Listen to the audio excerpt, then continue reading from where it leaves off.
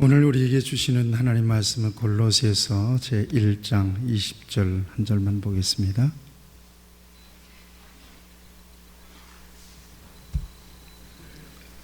골로새서 1장 20절 말씀.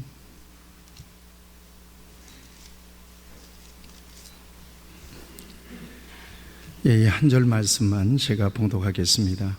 그의 십자가의 피로 화평을 이루사 만물 곧 땅에 있는 것들이나 하늘에 있는 것들이 그로 말미암아 자기와 화목하게 되기를 기뻐하심이라. 아멘.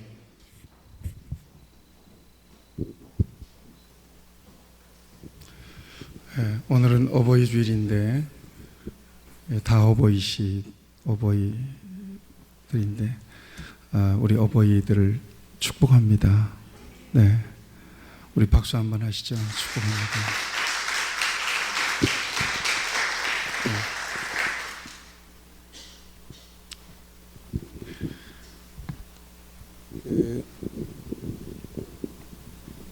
작년까지만 해도 이제 저도 어머님이 계셨는데 어버이 주일에 올해는 아버님도 어머님도 안 계신 상태에서 어버이 주일을 보내게 됩니다.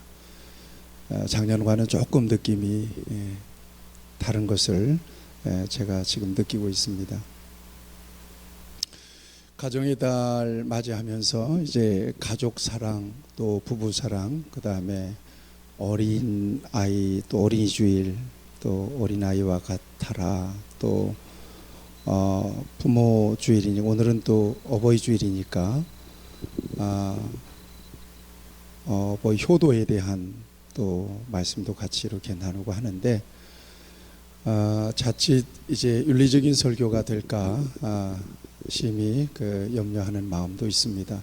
또 그런 감동도 있고 그래서 원리적으로 또 근본적으로 우리가 하나님을 대하여 어떻게 살아갈 것인가, 또 하나님 우리에게 무엇을 요구하고 계시는지를 좀 잘 살펴볼 수 있는 그런 좋은 기회가 되었으면 참 좋겠습니다. 그런 면에서 이제 오늘 이 말씀을 어버이 주일이지만 같이 읽었는데요. 오늘은 회복에 대한 말씀을 좀 같이 나누려고 합니다. 조금 광범위합니다만 근본적으로 회복돼야 될 영역들이 우리 안에 굉장히 많다. 우리 어머님은 이거 약간 볼륨 좀 올려주시면, 우리 어머님은 젊으셨을 때 시보리 장사를 하셨어요. 시보리에 대해서는 여러분들이 이제 잘 아실지 모르겠는데, 하여튼 시보리 장사를 하셨는데 홀치기를 하셨어요. 참 잘하셨는데 그걸 하려면은 실타래에서 북으로 이렇게 감아야 됩니다. 그러니까 일일이 손으로 감기도 하고, 이제 조금 나중에는 기계가 나와가지고 기계로 이렇게 감았는데, 어쨌든 손으로 감든 기계로 감든지 이제 실타래는 손으로 이렇게 잡아서 이렇게 풀어줘야 돼요. 이제 그 일을 제가 자주 했습니다. 이렇게 하다 보면 실이 잘못 이렇게 두 겹으로 풀린다든가 막 그래가지고 엉켜버리는 순간이 생겨요. 이제 그럴 때는 얼른 우리 어머니가 이렇게 와서 이 실을 잘 풀어주세요. 어떤 경우에는 제가 좀 풀어보려고 애를 쓰다가 더 엉켜버리는 그런 경우도 있습니다만, 우리 어머님은 용케도 인내심을 가지고 그렇게 실마리를 딱 잡아서 이렇게 잘 풀어서 이렇게 다시 북에다가 실을 잘 감으셨어요. 살다 보면 엉키는 부분들이, 꼬이는 부분들이 생깁니다. 돈 때문에 꼬이고, 그 다음에 일 때문에 꼬이고 하는 일들이 많이 생겨요. 그런데 이제 뭐 돈으로 꼬이거나 어떤 일들로, 사업들로 꼬이게 되면 뭐 조금 시간이 걸리고 또 복잡한 과정이 있긴 합니다만, 그래도 제대로 잘 풀리는 경향이 있습니다. 그렇지만 관계가 얽히고 이렇게 꼬여버리면 그 푸는 게 굉장히 어려워요. 그 다음에 그것은 부정적으로 삶에 굉장히 많은 영향을 줘버리고 맙니다. 그래서 가장 중대하게 얽히는 것은 관계가 얽히는 거거든요. 회사에서 여러분 우리나라 그 소위 직장 문화가 아주 안 좋다고 이렇게 인식이 되어 있습니다. 왜 사람들이 이직을 하는가 하면 직장 생활하면서 갈등이 생기는 거예요. 사장하고 갈등이 생긴다든가 아니면 동료지간에 갈등이 생긴다든가 그렇게 되면 견디지 못하고 또 이직을 하게 되는 경우가 생기잖아요. 그러니까 직장에서 관계가 꼬이게 되면 굉장히 불편해져요. 가정에서도 마찬가지잖아요. 가정에서 서로 관계가 부부간에 꼬이고 부자지간에 꼬이게 되면은 집에 들어가기가 싫죠. 네, 밖으로 돌게 되는 거죠. 연인들 간의 관계도 꼬이게 되고 막히게 되면 굉장히 괴로움을 겪게 되잖아요. 무엇보다도 절대 꼬여서는 안 되는 친밀한 관계가 꼬이게 되면 그 괴로움과 어려움은 가중됩니다. 이게 소위 1차 집단이라 그래요. 가장 가까운 집단이죠. 가족들. 그 다음에 우리가 늘 빈번하게 만나는 사람들. 이런 사람들과 소위 관계 관리를 정말 잘할 수 있어야 된다는 건데, 부모 자식 간에 관계 관리 잘해야 됩니다. 부부 간에 막혀 있는 것들이 없어야 됩니다. 그 다음에 우리 이제 예수님 안에서 교우 관계로 만났잖아요. 그러니까 교우 관계니까 서로 얽히고 관계가 꼬이면 될까요? 안 될까요? 안 돼요. 하나님은 좋은데 교회는 싫어져요. 저는 이걸 굉장히 경계합니다. 여러분 친밀하게 존중하면서 예의를 벗어나지 않게 그렇게 잘 관계할 수 있게 되기를 바랍니다. 그래 줘야 됩니다. 피차간에 이 공동체를 위해서 그렇게 해줘야 됩니다. 자, 이 무엇보다도 근데 왜 이렇게 관계가 꼬이게 되는 것이냐 하는 거예요. 이제 본질적으로 좀 들어가 봐야 될 것 같습니다. 정서적으로나 감정적인 문제로 꼬이게 되는 경우들이 있습니다. 그렇지만 보다 근본적으로 들어가 보면 영적인 관계가 꼬여 있는 경우가 생깁니다. 이게 여기서부터 뭔가 실마리가 풀려야 되는 거죠. 진단이 돼야 된다고 하는 것입니다. 하나님과의 관계가 꼬여버리면 인간과의 관계는 두말할 것 없이 꼬여버려요. 이게 원리예요, 원리. 너무나도 단순한 원리예요. 그러니까 위에서 막히면 아래는 볼 것 없어요. 다 막혀버리고 말아요.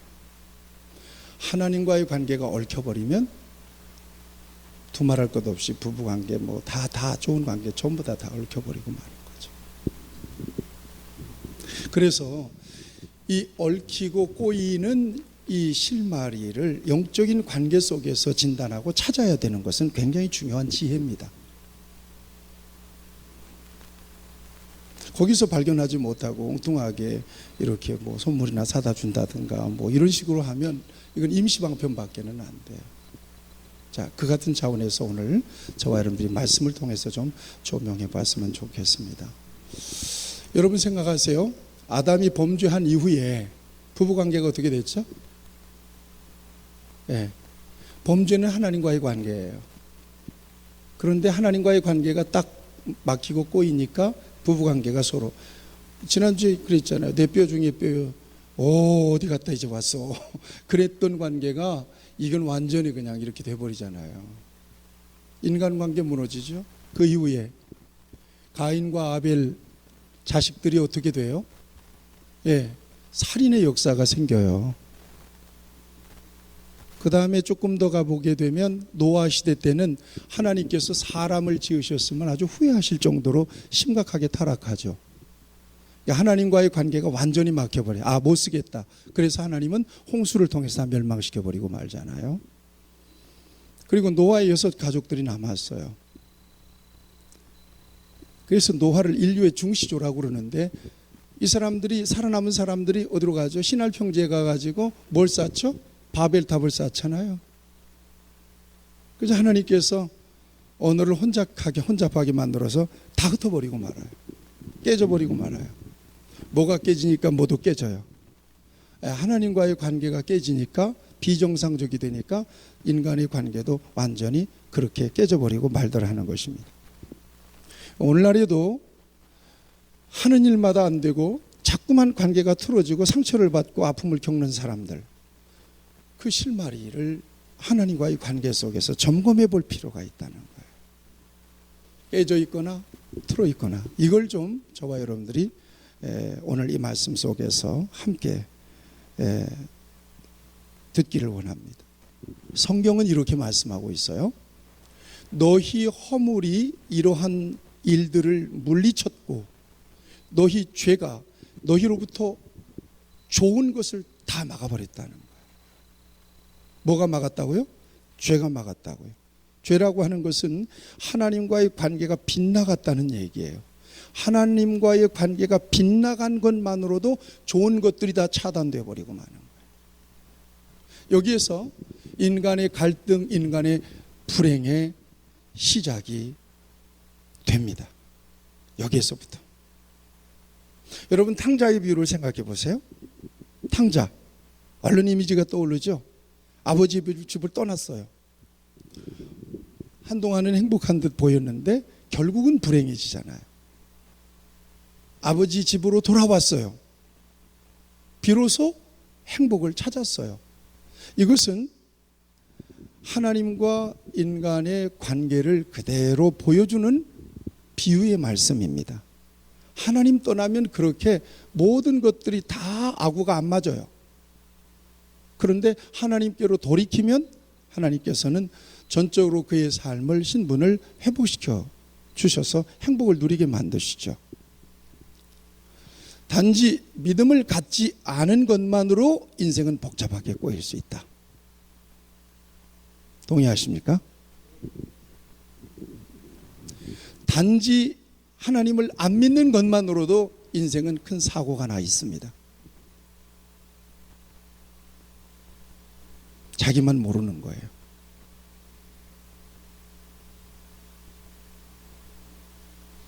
크게 인생은 빗나가 있어요. 뭔가 인생의 단추는 잘못 끼워져 있는 거예요. 방향이 다른데 열심히 자기 나름대로 가속 페달을 밟고 있는 거죠. 빗나가 있어요. 여러분, 죄라고 하는 것은 빗나갔다는 말이에요. 그냥. 그러니까 예수님 밖에 있는 사람들은 빗나가 있어요. 이건 기분 나빠도 어쩔 수 없어요. 성경이 그렇게 말씀하고 있으니까요. 열심히 가속 페달을 밟는 만큼 피곤해져요, 인생은. 계속해서 멀어지게 되는 것이죠. 유일한 방법은 어떤 것일까요? 같이 하시죠. 예수 믿고 거듭나야 합니다. 아멘. 유일한 방법이에요. 예수 믿고 거듭나야 돼요. 예수님 안에서만 하나님과 관계가 회복될 수가 있으니까. 이거 오후 찬양 예배 때 좀 자세하게 여러분들에게 말씀드릴게요. 이게 바로 의예요. 의. 믿음으로 말미암아 의롭게 됐다는 것은 예수 그리스도 안에서 하나님과 올바른 관계 속에 놓이게 됐다는 거예요. 자, 이제부터는 하나님의 돌보심을 받습니다. 하나님의 목적을 따라 예수님 안에서 살아가게 되는 그 자체가 복이에요.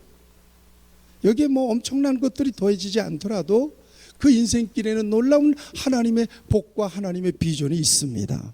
예수님 안에서. 오늘 성경을 보세요. 21절을 같이 한번 보세요. 하나님과 깨어진 관계를 어떻게 표현하는가 하면 아주 심하게 표현해 놨어요. 21절. 전에 악한 행실로 멀리 떠나 마음으로 뭐가 됐어요? 원수가 되어버리고 말았어요. 원수가 되어버리고 만 거예요. 하나님과 등져 있어요. 등져 있을 뿐만 아니라 삐져 있어요. 그러니 되는 일이 있겠어요? 하나님과 등을 지고 있으면서 삐져 있는데 무슨 되는 일이 있겠어요? 이해하시겠어요? 그런데 하나님의 소원은요, 20절을 같이 한번 보실래요? 이게 하나님의 기대, 하나님의 소원이에요. 같이 읽겠습니다. 20절 시작. 십자가의 피로 화평을 이루사 만물 곧 땅에 있는 것들이나 하늘에 있는 것들이 그로 말미암아 자기와 화목하게 되기를 기뻐하심이라. 아멘. 하나님의 기대는 화목에 있어요. 하나님의 기대는 화평에 있어요. 등지고 있는 인생들을 되돌리고 싶은 거예요. 마주 바라보면서 사랑을 나누고 화평을 나누고 싶은 거예요. 원수처럼 지내지 말자. 그런데 죄는 지가 짓고 누가 화해는 요청하죠? 성경을 보니까 죄는 사람이 졌는데 화해는 하나님이 요청하세요. 그래서 예수님을 이 땅에 보내주시잖아요. 여러분, 이게 은혜 아니에요? 죄는 네가 짓고 어떻게 내가 먼저 화해를 해야 되느냐 이거예요. 22절도 보세요. 어떻게 화해를 하나님이 손길을 내미셨어요. 22절 같이 읽겠습니다. 시작. 이제는 그의 육체의 죽음으로 말미암아 화목하게 하사 너희를 거룩하고 흠 없고 책망할 것이 없는 자로 그 앞에 세우고자 하셨으니, 예수님의 육체를 내어주시고 그리고 우리 화해하자. 내가 대신 죽을게, 화해하자. 이런 거예요. 놀라운 은혜예요. 여러분, 일평생 저와 여러분들이 하나님을 섬기는 것은 이 은혜에 감격해서 하나님 섬기는 거예요. 다른 거 없어요. 하나님 나를 위해서 그렇게 하셨습니까? 나 때문에 독생자 보내주셨고 나 때문에 독생자를 희생시키셨습니까? 내가 그럴 만한 자격이 있습니까? 그런 사랑과 그런 은혜를 받을 만한 그런 인물입니까? 이런 질문을 던지면서 그 은혜에 감격해서 일평생 살아가는 것이 예수 믿는 삶입니다. 에베소서 2장 14절에도 그렇게 말씀하고 있어요. 그는 우리의 화평이신지라 둘로 하나를 만드사 원수된 것 곧 중간에 막힌 담을 자기의 육체로 하셨다. 18절 19절에 보면 이는 그로 말미암아 우리 둘이 한 성령 안에서 아버지께 나아감을 얻게 하려 하심이라. 그러므로 이제부터 너희는 외인도 아니요 나그네도 아니요 오직 성도들과 동일한 시민이요 하나님의 가족이라. 하나님의 가족. 가족같이 친밀한 게 어디 있어요? 자, 여기 21절에는 뭐였단 말이에요? 등을 지고 삐져가지고 원수 이렇게 하고 있었는데 하나님께서 예수님을 통해서 뭐가 되게 하셨다는 거예요? 화평하게 하시고 뭐가 되게 하셔서 하나님의 권속, 하나님의 가족이 되게 하셨다는 거예요. 회복되셨죠? 여러분, 이 같은 회복을 경험하시고 누리시기를 축원합니다. 네, 이것이 우리가 예수 믿는 이유예요. 하나님과 삐져서는 되는 일이 없다는 거예요. 지잘난 맛에 일생 동안 살 수는 있을 거예요. 그렇지만 궁극적으로 하나님과 삐져 있는 원수된 관계 속에서는 하나님과 계속해서 평행선을 갈 수밖에 없어요. 하나님이 원치 않는 길로 계속 인생의 가속 페달을 밟아대는 거예요. 그러면서 인생 60, 70 다 가고 인생 황혼역이 와서 막다른 골목에 오면 여기가 목적지가 아닌가벼 이런단 말이에요. 내 영혼은 어떻게 되나?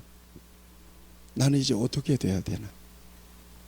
여러분, 이거 멀지 않아요. 이거 곧 온단 말이에요.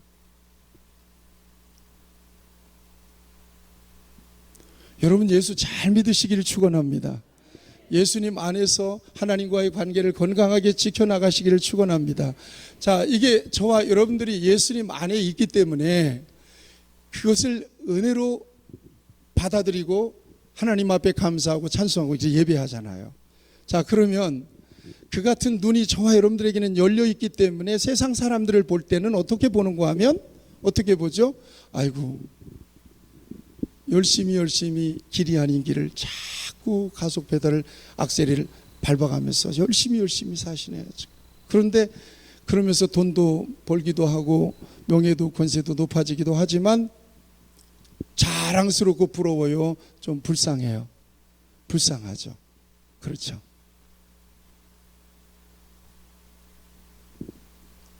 그래서 예수님 믿으라고 하는 거예요. 그래서 예수님 믿으라고 전하는 거예요. 문제가 있는 사람에게만 예수님 전합니까? 아니잖아요. 예수님 없지만 잘 나가는 사람에게도 잘 나가는 듯 보이는 거죠. 행복한 사람이 아니에요. 행복한 듯 보이는 것 뿐이에요. 그 사람에게도 예수님을 전하는 거예요. 당신은 그렇게 지금 제잘난 맛에 열심히 살면서 의시되고 살지만 당신은 지금 어마어마한 인생의 결함을 가지고 있는 사람입니다. 당신 그렇게 살면 정말 망하는 수가 있습니다. 리얼하게 얘기를 안 해서 그렇지 당신 인생은 사고나 있습니다. 그렇게 살면 지옥 갑니다. 이런 안타까운 마음을 가지고 전도하는 거예요. 우리 주변 사람들에게. 제가 오늘 새벽에도 얘기했는데 그 할아버지에게 내가 전도할 수 있는 기회가 좀 왔으면 좋겠어요. 인생 다 갔어요. 내가 봐도 이제는 한 분기 정도, 한 3개월, 한 5개월 그 정도밖에는 못 살 것 같아요. 다 돈밭 다 집 다 팔아가지고 자식한테 주고 자식하고 같이 사는데 이젠 다 끝났어요. 혼자 걸어가기도 비틀비틀 돼서요. 금방 그렇게 인생이 쇠잔해버리대요. 이제는 얼마 안 남았어. 자, 그 순간에 가장 필요한 것이 뭘까요? 우리는 뭘 봐야 할까요? 그 인생에 가장 필요한 것은 뭘까요? 회복돼야 되는 것은 뭘까요? 저와 여러분들은 분명한 답을 가지고 있어요. 바로 그거예요. 예수님 안에서 저와 여러분들이 얻었고 이 세상에서 누리고 궁극적으로 이 세상에서 바라보는 것은 바로 그거란 말이에요. 그게 없이 일생을 살고 있어요. 어떻게 하면 좋아요? 큰일 났어요.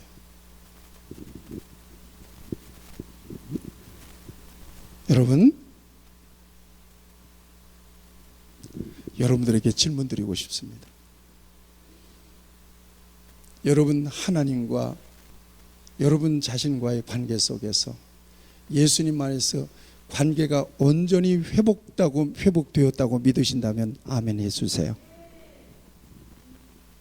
그렇지 않다면 조금 기다리세요. 2부가 있어요. 진정으로 예수님 안에서 하나님과의 관계가 회복됐다고 분명한 확신을 갖고 사신다면 다소간에 조금 어려움이 있다 할지라도 조금 인내해 보세요. 하나님이 도와주실 거예요. 여러분들이 망할 리는 없을 겁니다. 조금 늦게 갈 수는 있어요.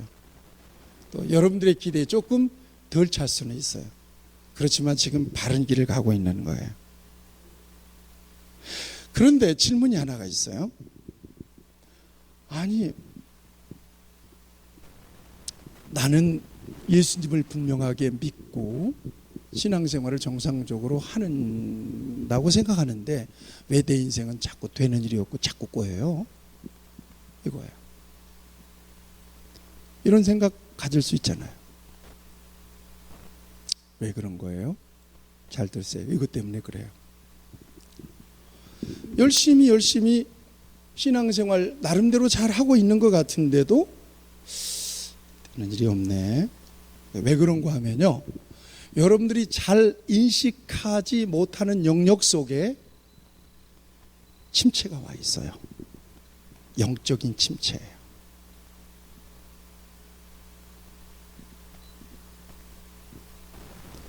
영적인 침체가 와 있을 가능성이 굉장히 많아요. 마틴 로이드 존스 목사님은요, 영적인 침체를 이렇게 얘기해요. 영적인 침체라고 하는 것은 그리스도인이면서 전혀 그리스도인의 구실을 하지 못하는 상태, 이렇게 되어 있어요. 이 영적 침체래요. 침체가 와 있는 거예요. 그리스도인은 그리스도인인데 전혀 그리스도인 구실을 못하고 있는 상태에게 로이드 존스 목사님의 정의예요. 그럼 저도 정의를 할 수 있어요. 박 목사의 정의는 뭐냐? 영적 침체란 처음 사랑을 잃어버린 거예요. 단순하죠? 에베소 2장 1절에 2장 4절에 요한계시록 2장 4절에 처음 사랑을 잃어버린 상태예요. 이건 영적 침체예요. 여러분들이 부정하든 안 하든 영적 침체, 이게 영적 침체인가 보다, 이렇게 생각이 된다면 여러분들이 오늘 문제의식을 가지고 가셔야 돼요. 그래서 자꾸 이렇게 꼬이나 보다. 꼬일 수 있죠, 인생이라는 게. 그런데 꼬이는 것 때문에 내가 영향받지 않아요, 내 인생이. 하나님과 정상적인 관계 속에서 나의 신앙의 삶을 유지하는 사람은 하나님의 최선을 믿어요. 궁극적인 하나님의 선을 믿어요. 하나님의 성공을 믿어요. 그래서 흔들리지 않습니다. 그러나 영적인 침체가 오잖아요. 그러면 심각한 문제가 생겨버리고 마는 거죠. 관계 잘 관리하시기를 축원합니다. 그런데 그러면 목사님, 도대체 어떻게 오는 것이 영적 침체입니까? 말씀드릴게요. 이 중에 걸려 있다면 여러분들은 영적인 침체가 와 있다고 봐야 합니다. 첫째는 하나님을 원망하게 돼요. 여기 원망하시는 분들 계세요? 어떻게 하나님이 나한테 이럴 수가 있을까? 이런 분들 있잖아요. 혹시 원망하는 분들이 계시다면 영적인 침체가 와 있다는 첫 번째 굉장히 중요한 사인입니다.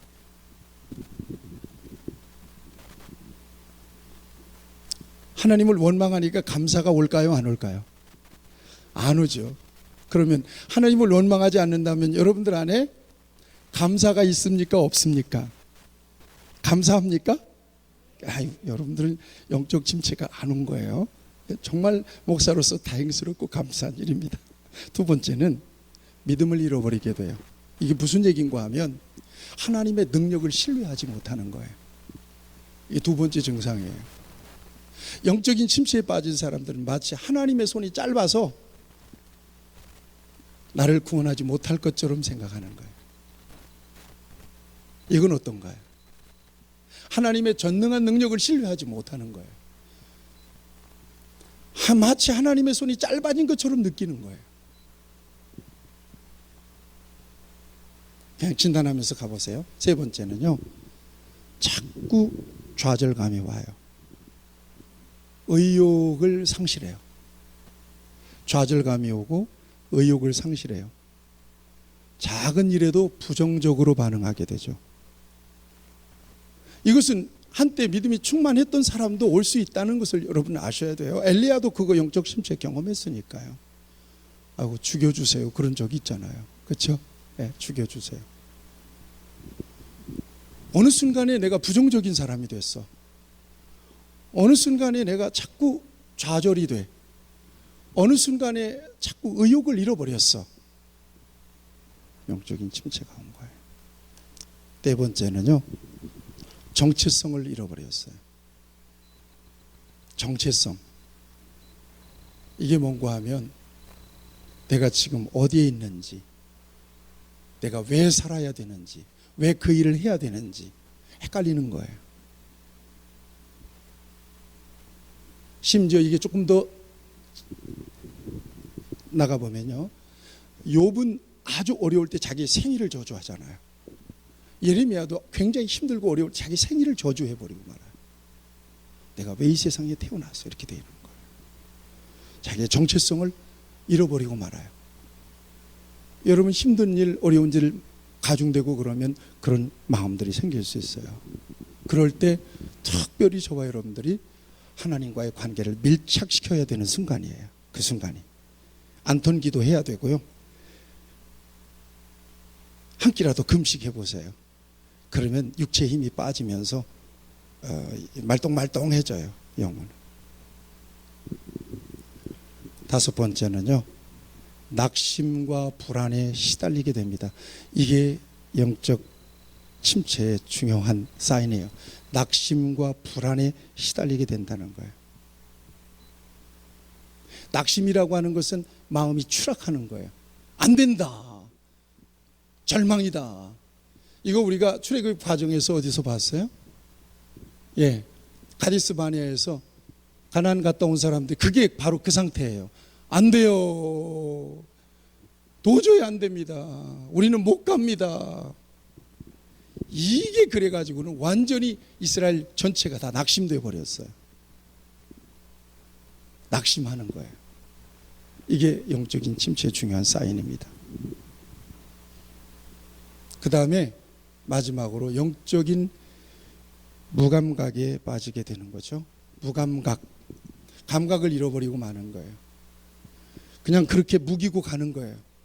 심각하게 영적인 침체가 왔는데도 불구하고 뭉개고 가는 거예요. 그냥 이대로 가는 거예요. 마이웨이예요. 전혀 영적인 각성이 없어요. 뭔가 자기 도전이 없습니다.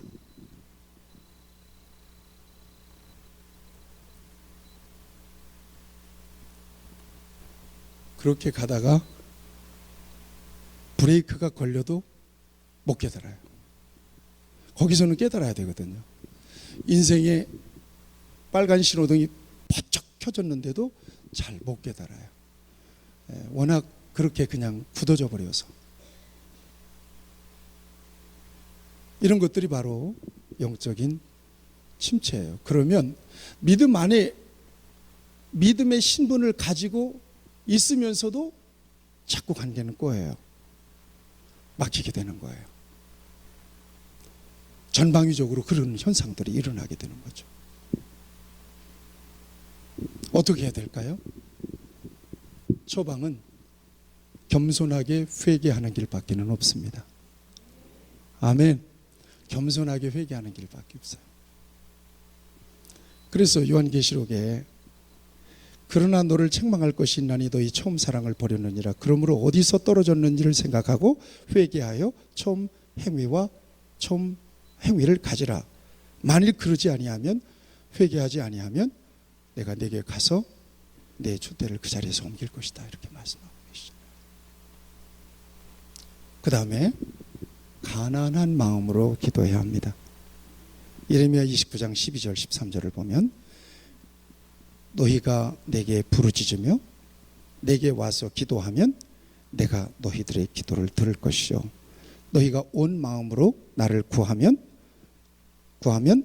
나를 찾을 것이요 나를 만나리라. 이렇게 말씀하고 계십니다. 회개하고 처음 사랑을 찾아야 되고, 그 다음에 겸손하게 가난한 마음으로 하나님의 은혜를 구해야 돼요. 그러면 하나님 회복시켜 주세요. 은혜를 회복시켜 주세요. 오늘 새벽에 그런 말씀을 드렸는데, 여러분들이 기도하는데 자꾸 사람이 떠오르고 자꾸 문제가 생각나잖아요. 그건 기도하지 않은 거예요. 문제만 묵상하다 일어나는 거예요. 기도할 때는 누가 보여야 되겠어요? 기도할 때는 하나님의 얼굴이 보여야 돼요. 그리고 하나님의 얼굴을 통해서 비춰지는 자신의 모습이 보여줘야 돼요. 그래야 거기서 눈물샘이 터져요. 그래서 마음이 가난해져요. 그래야 나는 하나님의 은혜가 아니면 항복입니다. 아무것도 못합니다. 이렇게 되는 거예요. 그럴 때 하나님께서 부어주시는 은혜가 있어요. 그런데 이게 잘 안 되는 거예요. 훈련이 안 돼서도 안 되지만 너무나 하나님과 나 사이에 끼어 있는 것들이 너무 많은 거예요. 눈만 감으면 막 세상이 막 엄습해가지고 막 하나님과 갈 수가 없는 거예요. 눈 감고 있고 뭔가 기도는 하려고 하는데 이게 기도가 진전이 안 되는 거예요. 문제만 묵상하고 무거운 마음으로 일어나 버리고 말아요. 이거 심각한 거예요, 이거. 평소에 와이퍼를 잘 닦아서 뭔가 이렇게 투명하게 만들어야 하나님이 보이지. 하나님을 통해서 나 자신의 모습이 보여요. 여러분, 하나님을 통해서 내 자신이 보이면요, 그렇게 초라할 수가 없어요. 내 모습이요. 절대 큰 소리 칠 수 있는 존재가 아니에요. 절대 자신감을 가지고 막 방방 뜰 수 있는 존재가 아니에요. 하나님이 보시는 나를, 하나님의 관점으로, 시각으로 나를 바라보면 그렇다 말이에요. 그래서 하나님 앞에 손을 드는 거예요. 하나님, 나는 없습니다. 하나님의 은혜밖에는 없습니다. 아멘. 그럴 때 하나님이 은혜를 부어주세요. 그 부어주시는 마음을 딱 가지고 아멘, 할렐루야, 능력 주시옵소서, 능력 주시는 자 안에서 할 수 있습니다. 이렇게 딱 일어나는 거예요. 아멘. 이럴 때 하나님과의 정상적인 관계가 회복되고 그 다음에 인간관계도 회복돼요. 대물관계도 회복돼요. 물질관계도 회복된다고요. 아멘. 여러분들이 가지고 있는 의지나 노력 조금 내려놓으시고 하나님께 신경을 좀 더 써보시기를 바랍니다. 하나님과의 관계에 집중해 보시기를 바랍니다. 그럴 때 하나님은 여러분들에게 특별한 은혜를 부어주세요. 다른 것 말고 나는 우리 성도들이 하나님께 잘 보이려고 좀 노력할 수 있으면 정말 좋겠습니다. 아멘. 왜냐하면 어차피 하나님의 은혜가 필요하니까요. 그 은혜가 아니면 나는 설 수가 없어요. 서 있어도 별 의미는 없어요. 예. 하나님 나를 불쌍히 여겨주세요. 뭐 그렇다고 해서 막 쫄아가지고 살라는 얘기가 아니라 하나님께서 내게 부어주시는 은혜. 하나님 나를 바라보실 때 정말 하나님의 기쁜 표정을 보는 거예요. 그래, 선전하고 있어. 그래, 그렇게 돼야 돼. 그렇게 해. 하나님의 응원이 느껴지는 거예요. 그래, 알고 있지. 그래, 부족하지만 그래, 열심히 하려고 애를 쓴다. 이 마음이 느껴지면 거기서 감사가 일어나고 하나님 조금 더 힘을 주세요. 하나님 조금 더 은혜를 주세요. 그럼 더 잘해볼게요. 거기서 오는 에너지가 너무 큰 거예요. 그 힘 가지고 가는 거예요. 그 힘 가지고 세상과 맞짱을 뜨는 거란 말이에요. 이게 약해지면 다 무너져요. 자, 오늘 가정의 달이고 오늘 어르신들 효도하는 달이에요. 인간관계 막히면 가장 불행한 게 아까 어디라고 그랬어요? 가장 친밀한 관계라고 그랬어요. 가족관계예요. 이거 막히면 안 돼요. 오늘 풀리기를 축복합니다. 아멘.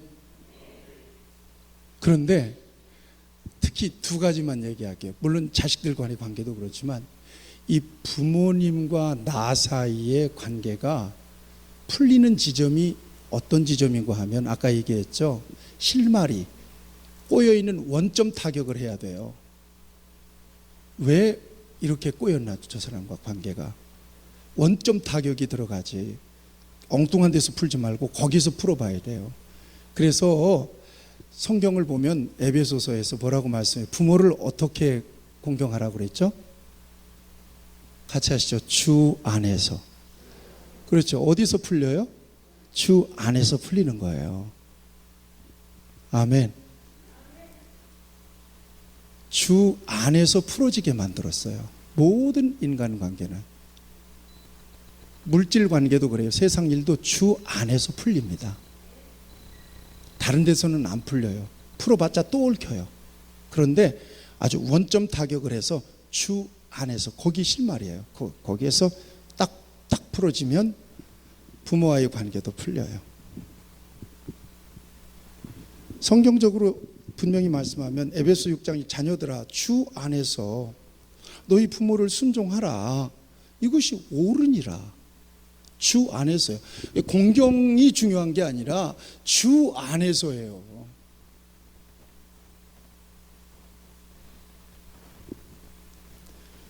자녀들아 모든 일에 부모에게 순종하라. 이는 주 안에서 기쁘게 하는 거라. 관계가 거기서 풀리죠. 주 안에서. 그렇죠?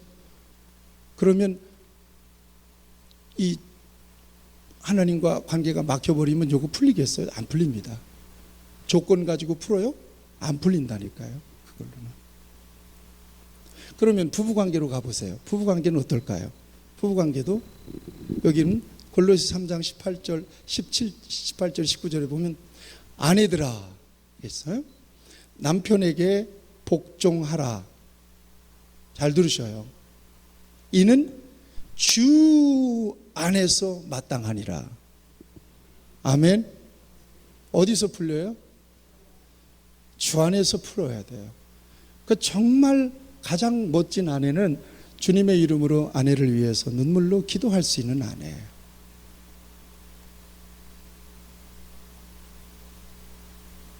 거기서 풀려요. 그 지점이에요. 그 지점에서 풀리게 됐어요. 부부간에 여러분 소원한 분들 계세요? 요거 침체가 온 거라요. 영적인 침체가 왔다고 봐야 돼요. 주 안에서 주님과 나 사이에 신실한 관계 속에 있으면 그럴 수는 없는 거예요. 그 지점에서 뭔가 문제가 생겼어요. 그러니까 저분이 정상적으로 보이질 않는 거예요. 들으시기를 축원합니다. 그 다음에 남편들아 그러잖아요. 남편들아, 아내 사랑하기를 그리스도께서 교회를 사랑하시고 그 교회를 위하여 자신을 주심같이 하라. 이렇게 말씀하고 있어요. 그리스도께서 교회를 사랑하시고, 어느 지점이에요? 어느 지점에서 어느 정도의 수준으로 아내를 바라봐야 된다는 거예요. 바로 하나님과의 관계 속에, 하나님과 관계 속에서 유일한 중보자가 되시는 그리스도 예수 안에서 아내를 바라볼 수 있어야 된다는 것입니다.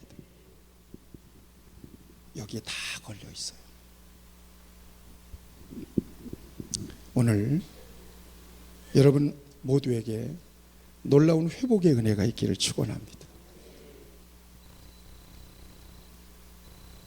하나님, 나를 좀 불쌍히 여겨주세요. 내게 은혜를 주세요. 그러면서 가난한 마음으로 하나님을 부를 수 있는 사람이에요.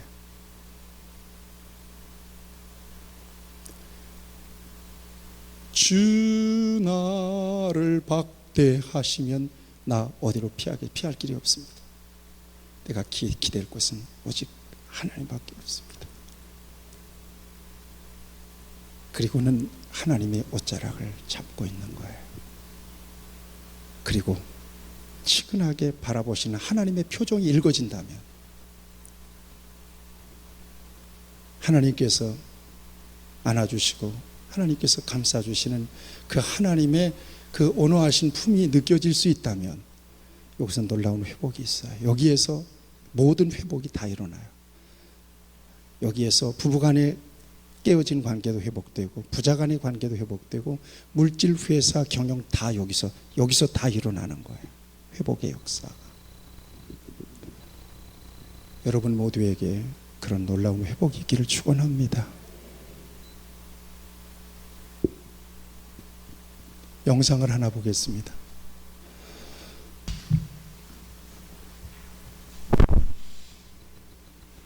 여러분, 예수님 안에 있는 거 여러분 인생에 있어서 최고의 놀라운 축복입니다. 머리가 하얗. 하나님과 막힘이 없을 때 언제라도 하나님 부르고 하나님께 손을 내밀고 하나님께 눈물을 보일 수 있다면, 가난한 마음으로 하나님의 얼굴을 구할 수 있다면, 여러분들을 안타까운 마음으로 바라보신 하나님의 표정을, 눈빛을 읽어낼 수만 있다면, 상처받은 여러분들을 끌어안으시고 감싸주신 하나님의 따뜻한 품이 느껴질 수만 있다면, 여러분들이 지금 무너졌다, 깨어졌다고 생각되는 그 모든 관계, 그 모든 일들은 그 안에서 회복됩니다. 잠시 말씀을 의지하면서 내가 지금 하나님과의 관계 속에서 믿음은 있다고 하지만 영적으로 침체되어 있지는 않는가, 기도가 안 되고 하나님의 말씀이 하나님의 말씀으로 들리지도 않고 지금 방황하고 있지는 않는가? 인간적인 계산과 수단은 너무나도 내 머릿속에 복잡하게 돌아가는데 내 신앙은 여전히 형식적인 신앙에 머물러 있지는 않는가 돌아봐야 할 것입니다.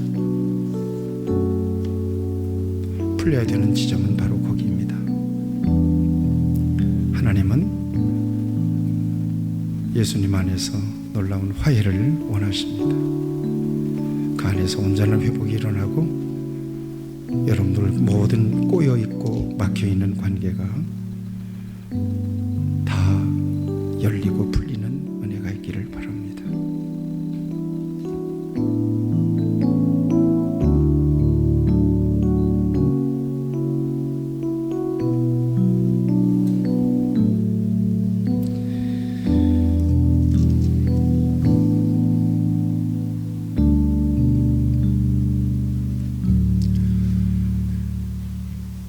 하나님의 귀한 말씀을 통해서 오늘도 회복의 말씀을 주셨습니다.